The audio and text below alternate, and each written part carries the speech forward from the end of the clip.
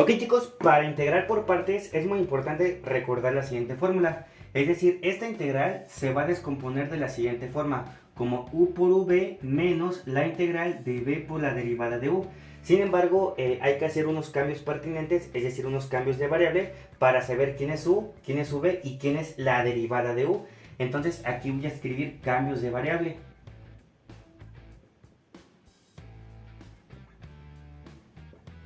Ok, y los cambios de variable los vamos a hacer de la siguiente forma. Fíjense, yo voy a hacer u o voy a tomar a u como la primer función. Es decir, para este caso u va a ser la exponencial. ¿Sale? Entonces vamos a derivar u y tendríamos que la derivada de la exponencial pues es la misma exponencial por la derivada de su exponente. Para este caso se va a derivar por x, ¿sale? Porque su exponente es x. ¿Y esto va a ser igual a quién? Fíjense, sabemos que la derivada de x es 1 y al multiplicarse por e a la x, bueno, pues me quedaría la misma exponencial respecto del diferencial de x. Ahora, la otra variable que necesitamos pues sería v, pero nosotros vamos a definir el diferencial de v con la otra función que es el seno de x. Esto respecto a x. Pero yo lo que necesito es saber el valor de v, porque aquí lo tengo como la derivada de v. Entonces, para quitar la derivada, pues necesitamos aplicar su operación contraria. Y su operación contraria pues sería la integral. De tal manera que v es igual a la integral del seno de x respecto a x. Y yo sé que la integral del seno pues va a ser menos coseno de x. Muy bien, ahora vamos a sustituir estas variables en esta fórmula. Fíjense, nosotros ya teníamos que queríamos encontrar la integral de e a la x, es decir, de la exponencial elevada a la x, por el seno de x respecto a x. Y nosotros sabíamos que esto, ¿vale? Se descomponía de la siguiente forma, como el producto de u por v menos la integral de v por la derivada de u. Lo único que tendríamos que hacer aquí es simplemente sustituir. Fíjense, aquí tenemos u, pero u sabemos que es e a la x. Entonces, dentro de un paréntesis vamos a colocar e a la x. Y luego eso se estaría multiplicando con v, pero v ¿quién es? Es menos coseno de x. Entonces aquí escribimos dentro de un paréntesis menos coseno de x.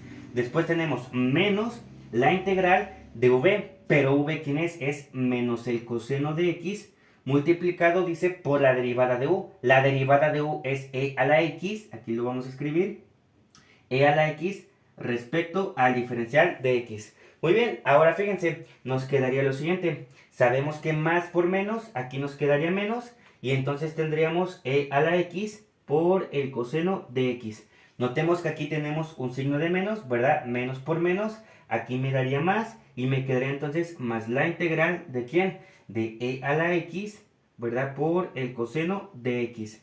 Ok, ahora fíjense, si se dan cuenta, esta nueva integral que nosotros tenemos, nuevamente se puede resolver por partes. Entonces voy a borrar aquí porque esto ya no nos va a servir.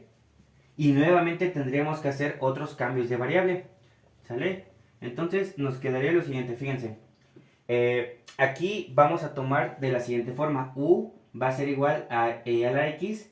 Entonces la derivada de u, ¿quién es? Recuerden que la derivada de una exponencial es la misma exponencial por la derivada de su exponente. La derivada aquí sería con respecto a su exponente que es x.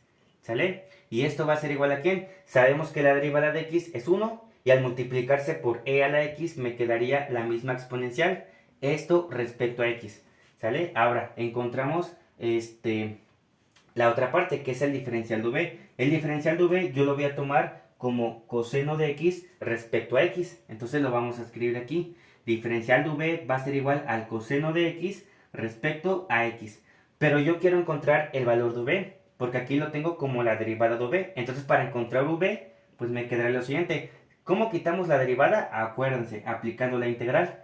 Entonces me quedaría que v es igual a la integral del coseno de x respecto a x. Y yo sé que la integral del coseno de x, ¿quién es? Bueno, pues aquí va a ser igual al seno de x. Muy bien, pues una vez teniendo esto, ya podríamos hacer los cambios pertinentes. Fíjense, entonces esto va a ser igual a menos e a la x por el coseno de x más... ¿Y ahora qué vamos a hacer? Si se dan cuenta, aquí tengo la integral, que ya sabemos que la vamos a resolver por partes. Entonces, siempre que les aparezca un caso como estos, o una integral así que ustedes vean, Acuérdense que ahí es donde ustedes descomponen en partes, precisamente, ¿no? ¿Cómo descomponemos por partes? Es u por v menos la integral de v por la derivada de u, ¿no? Entonces, ¿cómo descomponemos esa integral? De esa forma. ¿Quién es u? Aquí u, si se dan cuenta, es e a la x. ¿Quién es v? Es el seno de x. Entonces, al multiplicarse, me quedaría e a la x por el seno de x.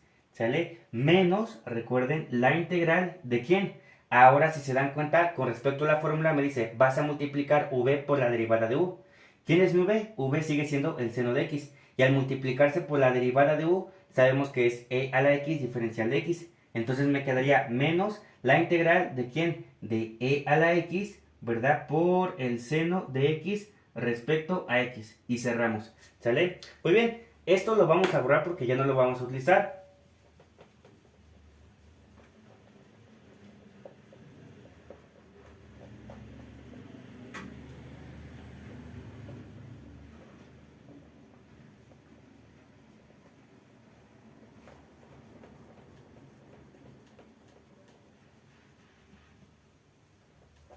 Y ahora fíjense, lo que obtendríamos es lo siguiente. Bueno, la integral de esto nos había dado que era menos e a la x por el coseno de x.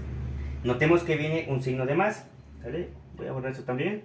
Escribimos aquí el signo de más, abrimos el corchete y tenemos e a la x por el seno de x menos la integral de e a la x por el seno de x respecto a x, ¿sale? Ok, entonces vamos a resolver esta parte. Fíjense, entonces tendremos esto, menos e a la x por el coseno de x. Aquí aplicamos la ley de los signos, más por más me daría más, me quedaría e a la x por el seno de x, más por menos me daría menos, la integral de e a la x por el seno de x respecto a x. ¿Vale? Si se dan cuenta, la integral de esta función, ¿vale? Es la misma, o al parecer es prácticamente la misma, entre comillas, ¿no? Que la que tenemos o la que estamos integrando.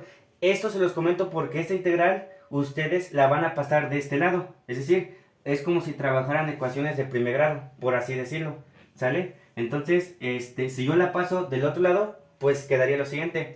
Fíjense, sería la integral de e a la x por el seno de x respecto a x. Si esto está negativo, ¿cómo pasaré a este lado? Sumando, ¿verdad? Me quedaría más la integral de e a la x del seno de x respecto a x. ¿Y eso es igual a quién? A menos e a la x por el coseno de x más e a la x por el seno de x. Muy bien, entonces como son las mismas integrales, ¿verdad? Pues las podemos sumar y eso me quedaría como dos veces la integral de e a la x por el seno de x respecto a x.